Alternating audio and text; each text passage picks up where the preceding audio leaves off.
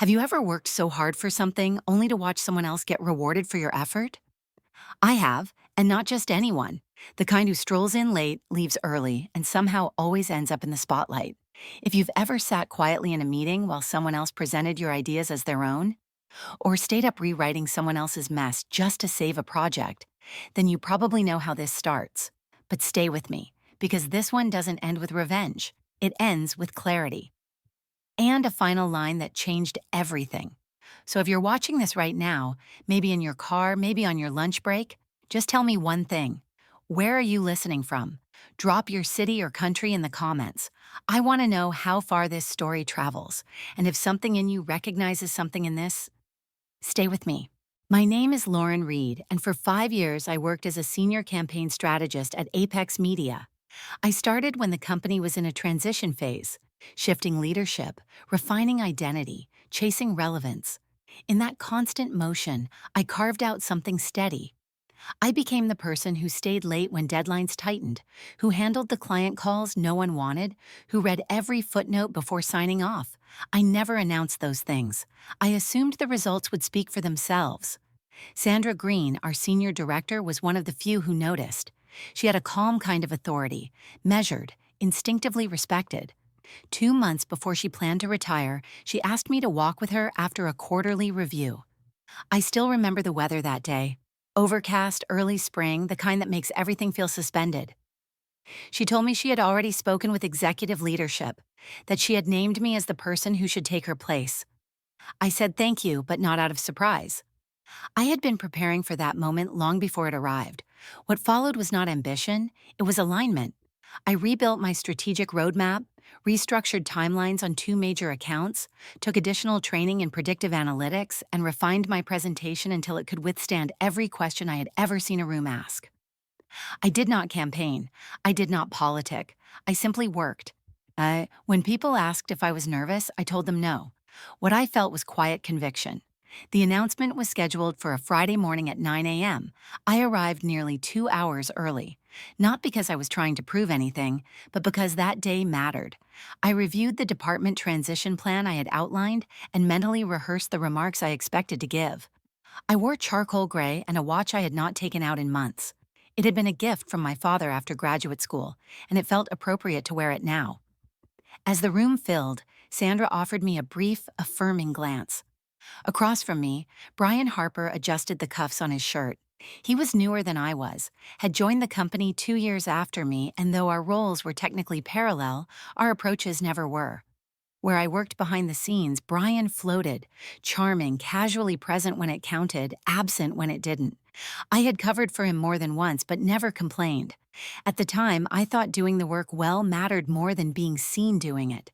When David Lin, our vice president of marketing, walked in with Margaret Chen, the chief executive officer, something shifted. The presence of the chief executive suggested a broader intention, a decision larger than a departmental change. I kept my hands still on the table. My notes remained folded in front of me, unopened. David began with a tribute to Sandra, thanking her for her leadership and consistency over the years. Then he paused, and when he resumed, he said the words I still recall in sequence, though not with feeling.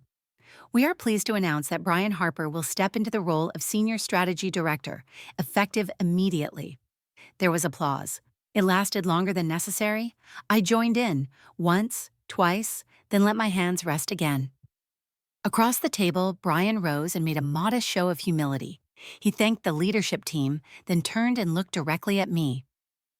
Lauren, he said, your insight and structure have always grounded this team. I'll be relying on you more than ever. He smiled, not kindly, but with something practiced. The room reacted with nods and polite murmurs. No one noticed I had not said anything. When the meeting ended, people returned to their desks. A few stopped by mine, some out of sympathy, others out of obligation. They offered a hand on my shoulder, a quiet, next time, or something about how unexpected it all was. I nodded, made eye contact, said thank you, and resumed typing. What I typed did not matter. What I did next did. I created a new document on my desktop. I titled it simply, Transition Notes, Unofficial. I did not explain the title. I did not mark it with anything obvious. It would have looked like just another report. Inside it, I wrote the first sentence without pausing. Brian Harper appointed to Senior Strategy Director announcement made 9:03 a.m. That was all for the moment, but I let the cursor blink for several minutes after.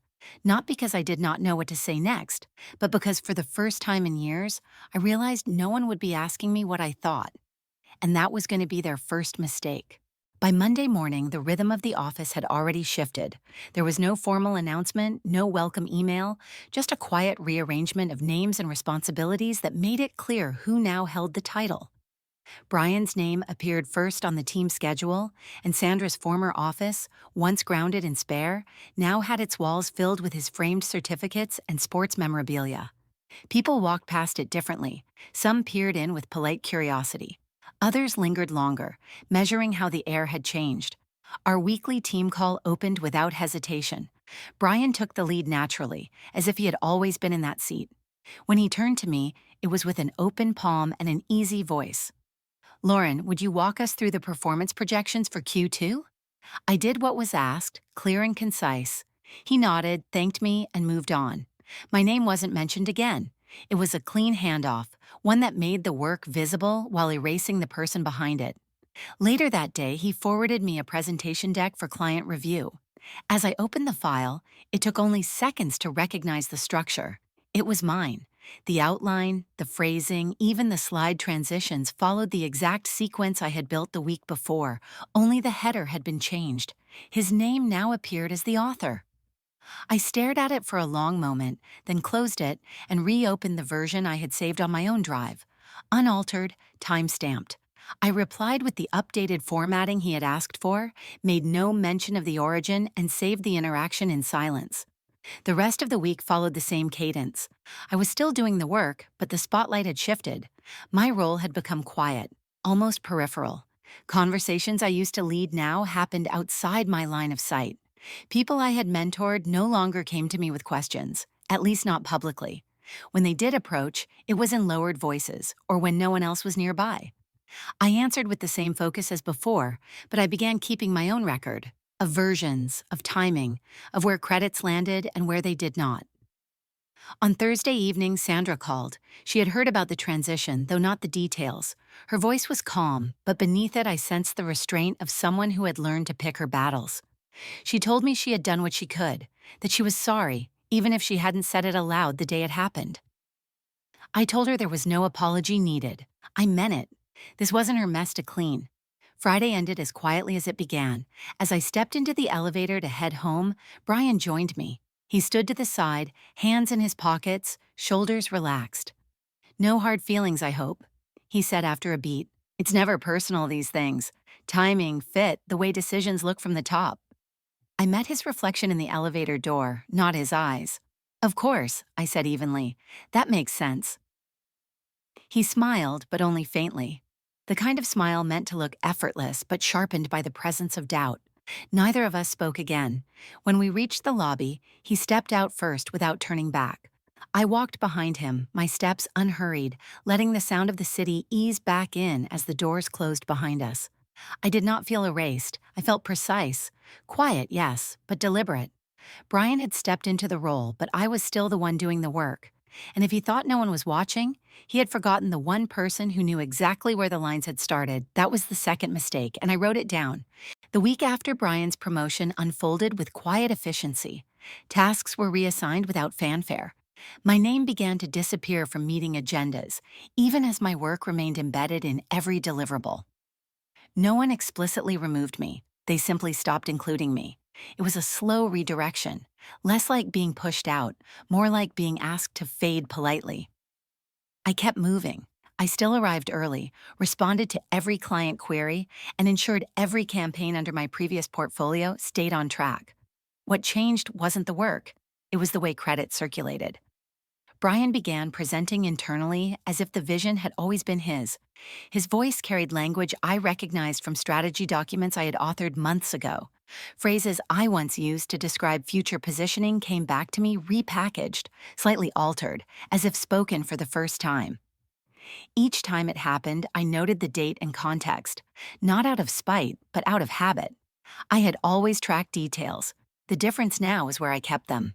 Clients who once requested me directly were now redirected to him.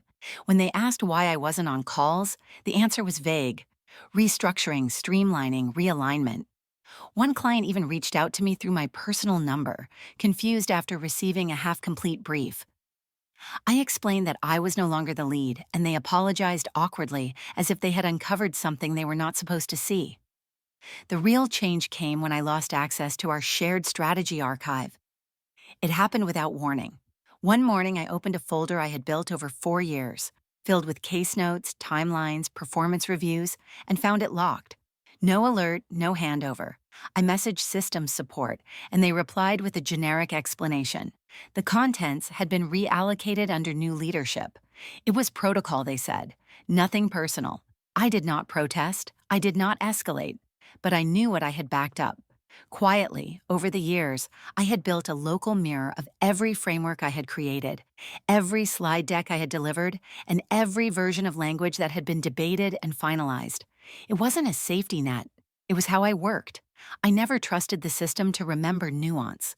That choice, made out of discipline rather than suspicion, had now become essential. By Thursday, Brian had begun making structural changes to my remaining role. He shifted reporting lines, reassigned junior staff I had mentored, and absorbed the language of ownership without context. I watched the mechanics of his rise with clinical distance. It wasn't personal, not yet. It was a strategy of consolidation, standard for a system that rewards presence more than contribution. That evening, after most of the floor had cleared out, I walked past Sandra's old office, now his, and noticed the light still on. Brian was inside, alone, pacing while holding a printed report I recognized instantly.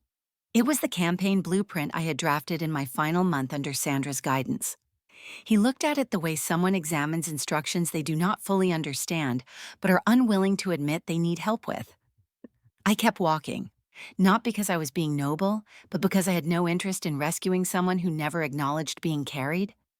The next morning, I arrived to find my calendar empty. Not one meeting, not Eva, Van Tiep Noiseo Part 4, asterisk.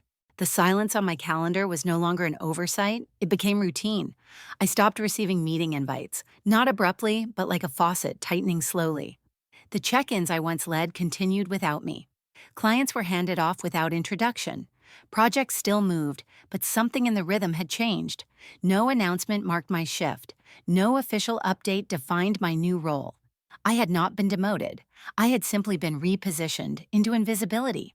I chose not to ask questions, not because I lacked the right, but because I already understood the answers. I knew how systems protect their narrative. A title is easier to defend than a pattern of contribution. What I had built still echoed through the work, but my name had been erased from its surface. I adjusted in silence. I arrived early, documented everything, and observed how Brian carried the pieces forward, badly. By midweek, signs of strain surfaced. A junior strategist tapped me on the shoulder after a team sync. Her voice lowered. The updated branding deck, was it supposed to have the customer insights from last quarter?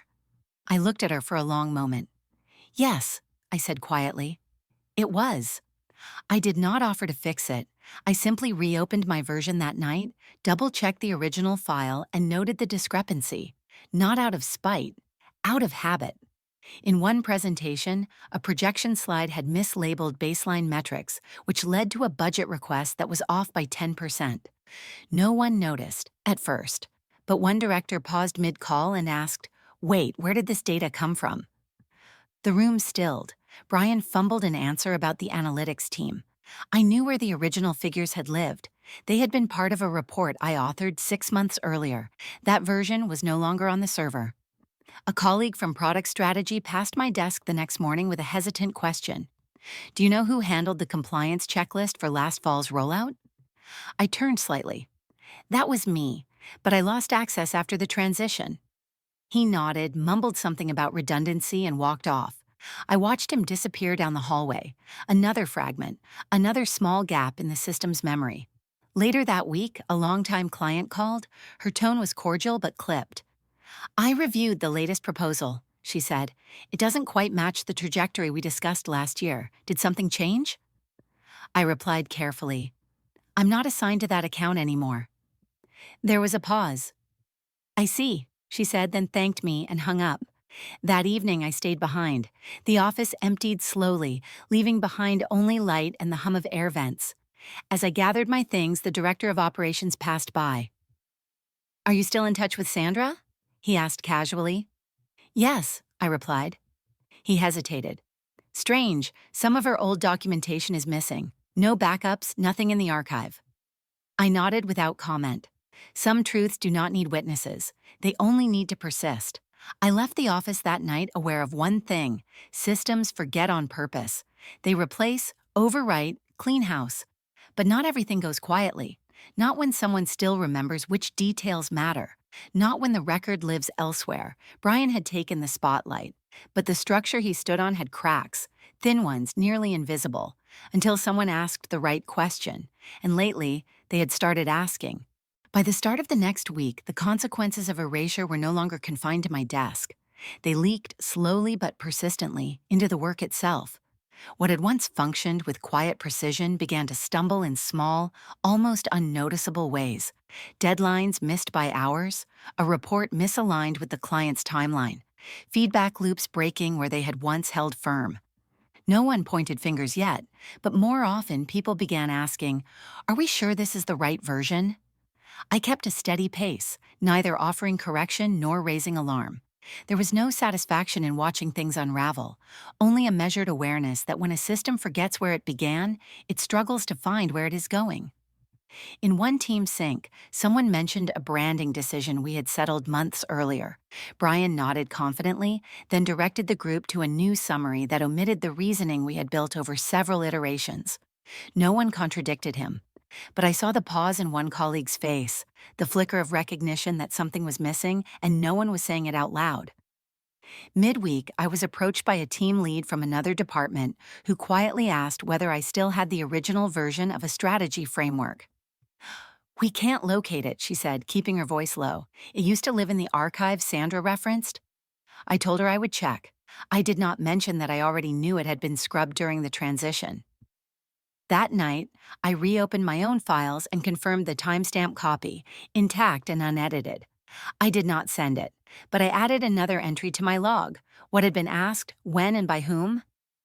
Things accelerated after that. A client flagged discrepancies between the proposal they were given and the metrics from our previous quarter. The gap wasn't wide, but it was enough to raise concern. They didn't request a correction. They simply asked what had changed. When Brian responded, his answer skirted around specifics, leaning heavily on strategic adjustments and shifting market conditions. But those phrases don't quiet unease. They sharpen it. Later that day, a senior associate stopped by my desk, ostensibly to ask about a formatting detail, but her real question came quietly. Do you think the right people are making the final calls? I did not answer directly. I only met her eyes and returned the question with a pause of my own. She nodded slowly and walked away. Brian's presence remained outwardly steady. He made more appearances, joined more meetings, and attached himself to every discussion with rehearsed familiarity. But I had begun to notice how often he asked others to resend files, how frequently he redirected questions rather than answered them, how his confidence had grown louder even as the work beneath it grew thinner. I made no effort to expose him. I corrected nothing. I simply ensured my records were clear and my responses exact. Because by now, the cracks were no longer subtle, and it was only a matter of time before someone followed one to its source. The breakdown did not begin with a scandal. It started with a hesitation, a pause in someone's sentence, a repeated check on a number that used to be certain. Horizon still functioned, but not smoothly. Reports contradicted each other.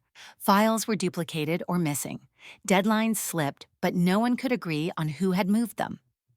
I stayed quiet. I was not trying to reclaim anything, but when people came to my desk, they stopped asking casual questions. Now they asked, "Do you remember if we approved this version?" Or, "Was this the framework Sandra used?" I always answered with precision, never opinion. I left no trace of judgment in my tone, only clarity.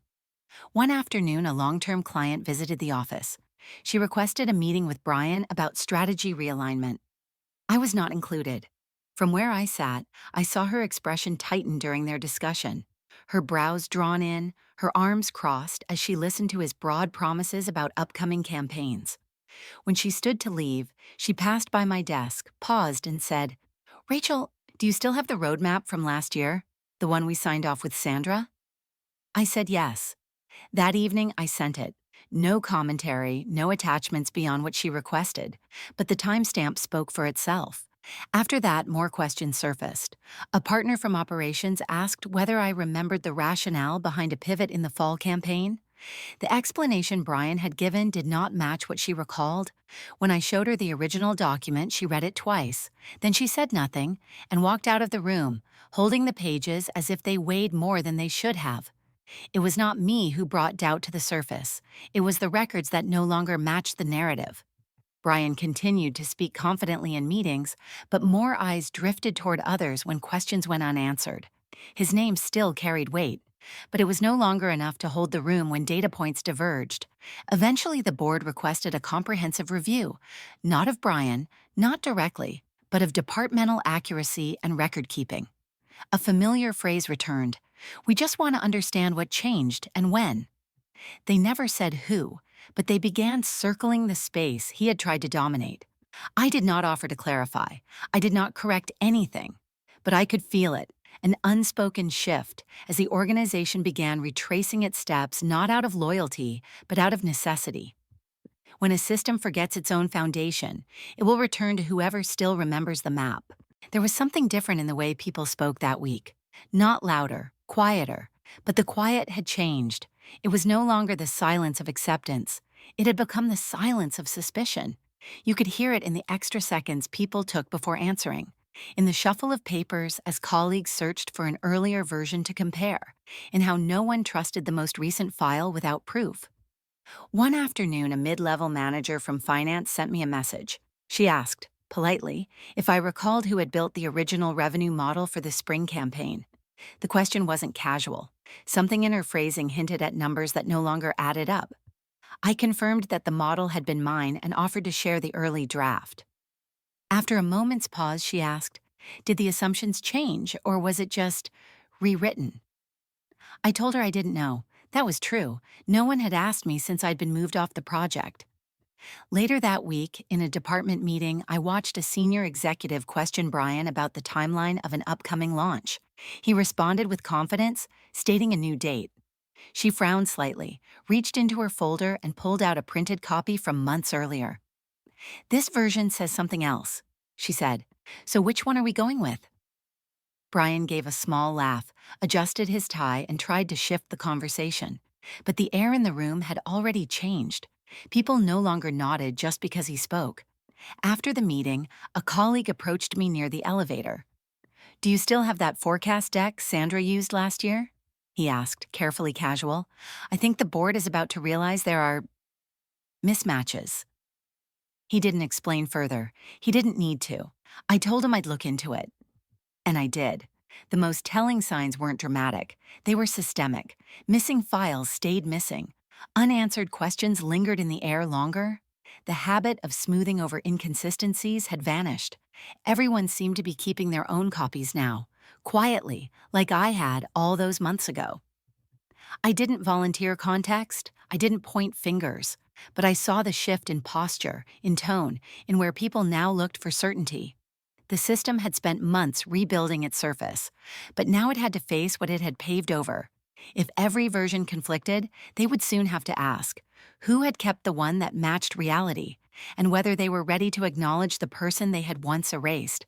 It came quietly, like most things that matter. A long-standing client, seated across from the leadership team during what should have been a routine campaign review, tilted her head slightly at a chart that looked too polished. Her tone was calm. "Can I ask," she said, tapping the page, "who built this model?" Brian answered without pause. He said it had been refined by his team for clarity and alignment, but the client did not seem fully convinced. She leaned back and said, almost as an afterthought, "I remember something different. There was an earlier framework, before the transition. Wasn't it from Rachel?" She spoke my name without tension, just curiosity, like reaching for a familiar tool she once trusted. I wasn't in that room, but by the time I returned to my desk, two separate people had mentioned the moment to me. and I knew something had shifted. That one question changed the meeting, not with outrage, but with focus. Laptops opened, folders were reopened that had not been touched in months, files were cross checked, and what emerged, slowly, was the shape of something real underneath the surface revisions. Dates, formats, the structure I had designed, hidden under new fonts and fresh covers, still intact, still speaking. Over the following days, I noticed things begin to unstick. Someone reprinted an early launch deck. A team lead asked to revisit a planning document from last quarter. One of them stopped me in the break room. "We found an old comparison sheet in your style," he said simply. "It matches what the vendor remembered, but not what Brian sent over." He did not elaborate. He just nodded once and walked away. The unraveling was not dramatic. It was steady. Strategic plans were now double-checked against archived versions. Notes from prior meetings circulated again, unofficially. No one said it out loud, but the message was clear. The system was trying to trace its way back to something credible. And that path was leading, repeatedly, to what I had once built and what someone else had tried to claim. Brian remained at the center, still performing leadership. But now, even his confidence felt rehearsed. When asked for details, he paused longer. When clients raised specifics, he deferred to team members. But most telling, what he said no longer held the final word. It was reviewed. It was cross-referenced. No one announced anything. No role was reassigned. But what Brian delivered was no longer called strategy. They had begun to call it what it was, a version. And that, quietly and completely, changed everything. By then, I had become a presence without posture, someone they did not fully include but no longer ignored. I still arrived early, still met my deadlines, still moved through the corridors like I always had. But the conversations around me had shifted. Fewer people looked to Brian for direction. More glanced toward me when clarity was needed. Not because I had spoken, but because something in the structure still responded to my touch. One morning, I overheard two department heads discussing a client account. Their tones were hushed, careful. "That roadmap from last year, Rachel still has it, right?" one asked. The other replied, "She does, and hers is the only one that still makes sense." They fell silent as I passed, pretending not to notice me, but the quiet was weighty. It no longer felt like exclusion. It felt like regret. There were now recurring requests for files I had archived, models I had refined, notes only I had kept.